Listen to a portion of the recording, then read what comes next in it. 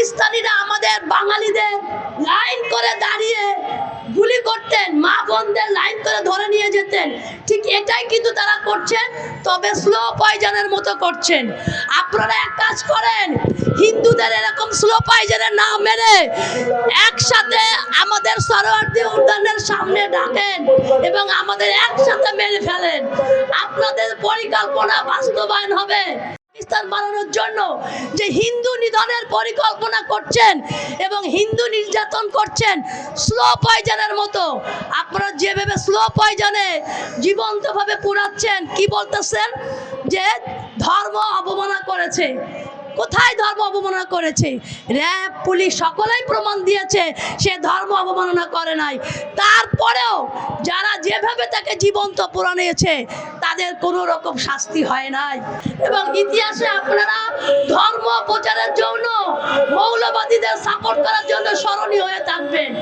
এরকম ভাবে সনাতনীদের বাড়িতে ডাকাতি করাচ্ছেন, সনাতনীদের জীবন্ত পুড়াচ্ছেন, সনাতনীদের মেরে ফেলছেন, সনাতনী মা বোনদের নিয়ে যাচ্ছেন, ধর্ষণ করছেন জীবন্তভাবে ঘরের মধ্যে ঢুকে। আমরা কিন্তু বর্তমানে ইউনূস সরকার গণের দ্বারা আমরা কোনো অবস্থাতেই নিরাপত্তা পাচ্ছি না।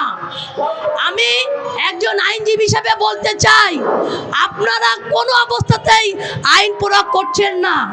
আরো একটা কথা বলতে চাই, বর্তমান সংবিধান অনুযায়ী বর্তমান সরকার কিন্তু কোনো অবস্থাতেই আমার নির্বাচন দিতে পারে না, এটা কিন্তু একটা অবৈধ। তারপরও বলতে চাই, আপনারা যদি আমাদের কোনো অবস্থাতেই নিরাপত্তা না দেন, আমরা কোনো সনাতনী সম্প্রদায় ভোট দিব না।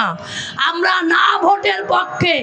আপনারা আমাদের যে 8 দফা দাবি আছে, একজন প্রকাশ্যভাবে বলতেছেন যে আমরা থানা পুড়িয়েছি, সে কিন্তু জামিন পাচ্ছেন। আর আমার সনাতনী ভাই, সে শুধুমাত্র সনাতন সম্প্রদায়কে বলেছে আসো আমরা একসাথে থাকি, আমরা বাংলার মানুষ। তাকে কিন্তু ভুয়াভাবে কোনো পরিকল্পনা ছাড়াই কিন্তু তাকে অ্যারেস্ট করা হয়েছে। কেন? সে পতাকা উত্তোলন করেছে দেশদ্রোহী। পুলিশকে মারার পরে দেশদ্রোহী হতে পারে না, অথচ সনাতনী সম্প্রদায়কে বাঁচানোর জন্য একজন দাদা সে দাঁড়িয়েছে, তাকে কিন্তু আজও সে হাজতে আছে। তিনি অসুস্থ, তারপরও কিন্তু সে হাজতে আছে।